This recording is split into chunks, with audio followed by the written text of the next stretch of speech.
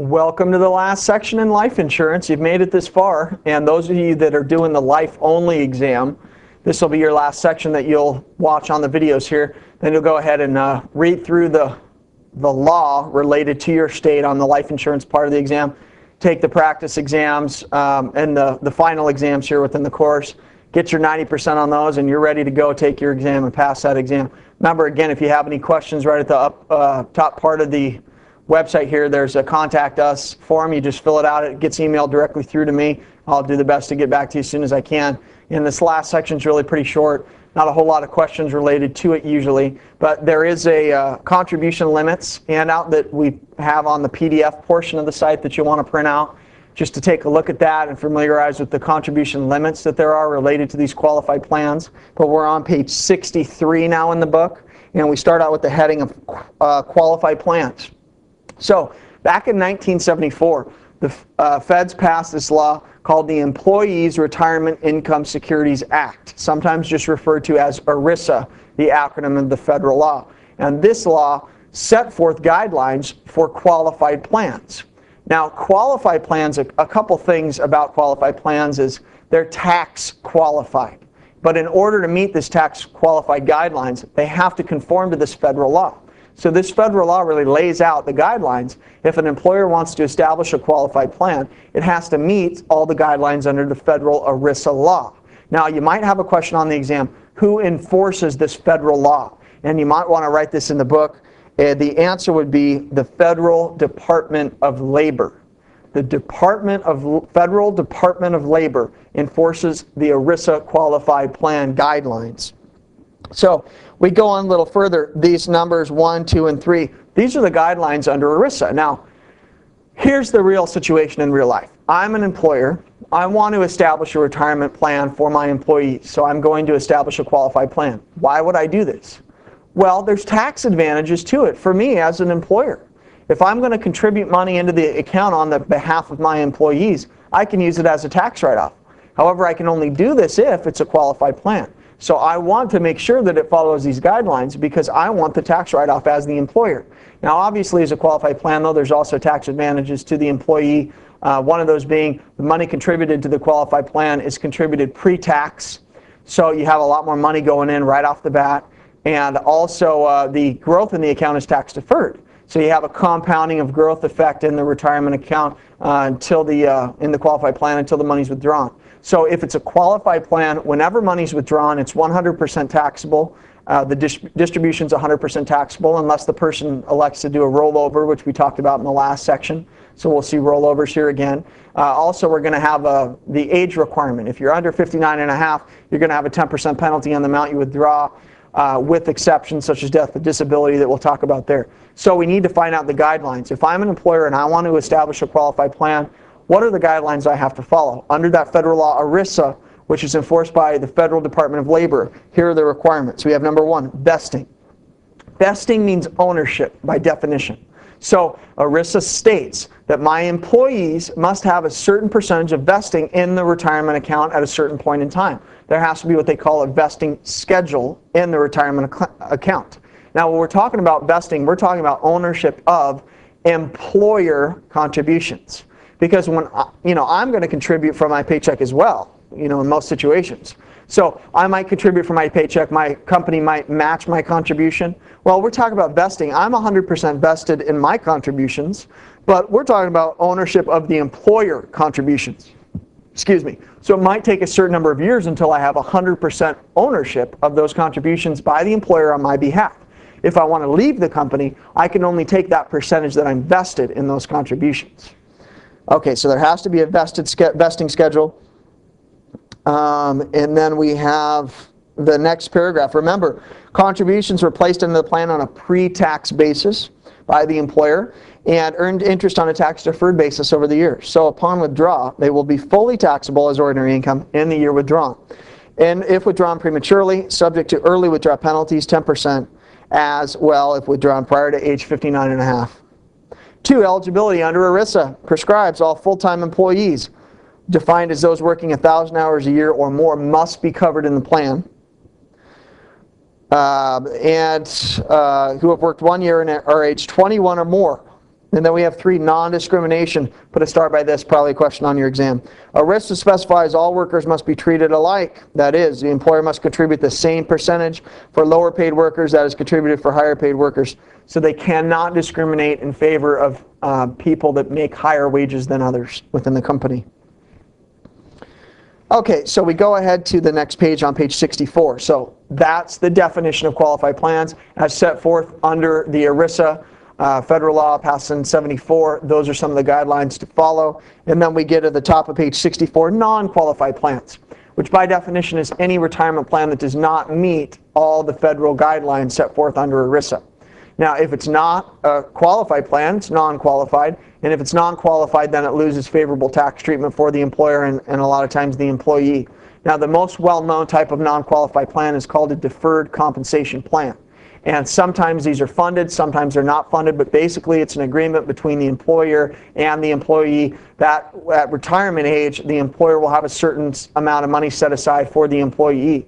Now, if this is an unfunded deferred compensation plan, you could imagine how risky that would be. You know, what happens if the company doesn't have money to set aside for this plan? Or what happens if the company goes broke? Okay, so it's kind of a risky situation there. Now, goes over deferred comp plans in the third paragraph down on page 64. Most common of these is deferred compensation, where the employee agrees to defer receipt of current earnings until retirement. This type of plan may be funded or unfunded. If funded, the employer might utilize an annuity as the funding device. If unfunded, the plan amounts to an unsecured promise by the employer, which could be risky for the employee if the employer goes broke. In the next paragraph, even if funded, the employer receives no current tax deduction, but the employee is not currently taxed. So there's the loss of favorable tax treatment for the non-qualified plan. Next heading, federal tax considerations. As you can see, qualified plans have tax advantages to both the employer and the employee. What else we see? As I mentioned, the amount contributed by the employer is tax deductible as a business expense. The amount grows tax deferred for the employee. In the next paragraph it says, taxes may be deferred further if a withdrawal is taken and it is rolled over into another qualified plan such as an IRA. We said you can do a rollover once a year, has to be done within 60 days. If a distribution is taken, there's a 20% withholding, but you're going to want to do a trustee-to-trustee direct rollover. Just have the check made out to the trustee of the new retirement plan. Yeah, so no dollar amount on the amount to be rolled over. Then we get into different types of qualified plans. Bottom of page 64, we start with the SEP IRA, which is a simplified employee pension.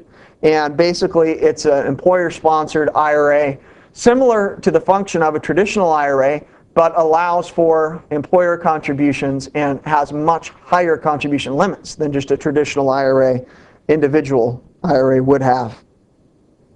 Bottom of the page, we have the self-employed plans, HR 10 or Keogh plans.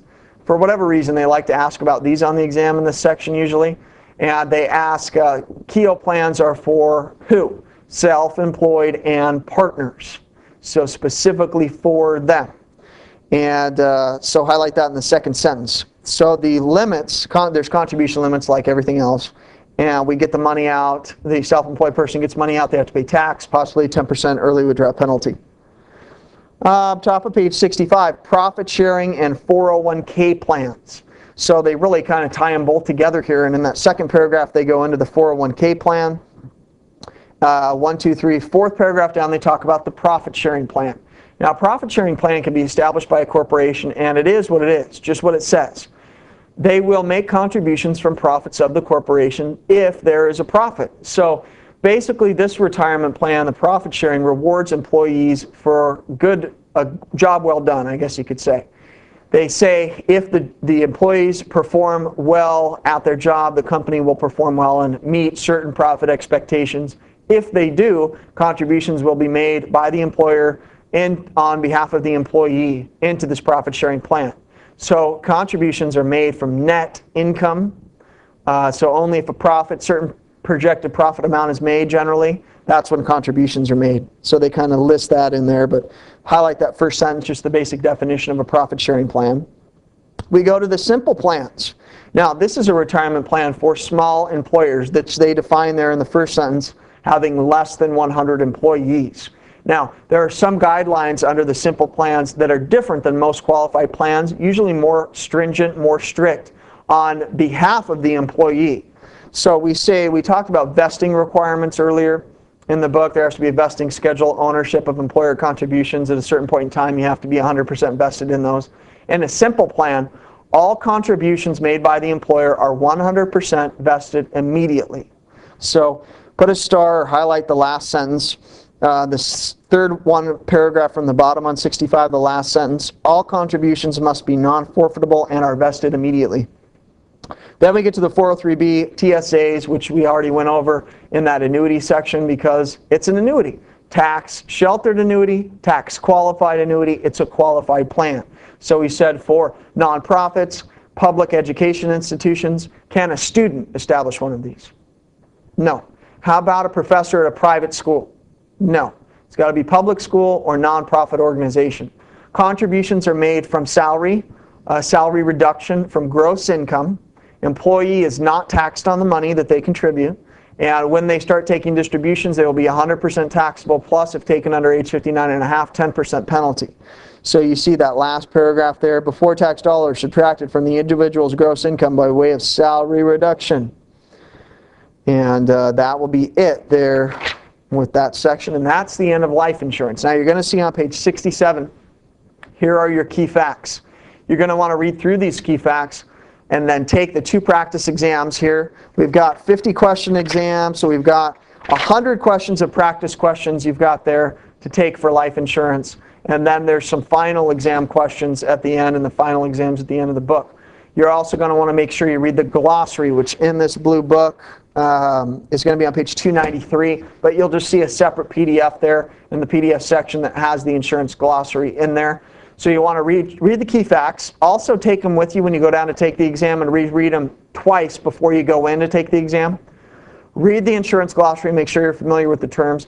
Take all the exams in the book and on the online exam until you can get a 90%, understanding why the correct answer is correct and the incorrect answer is incorrect, and you'll be good to pass the exam.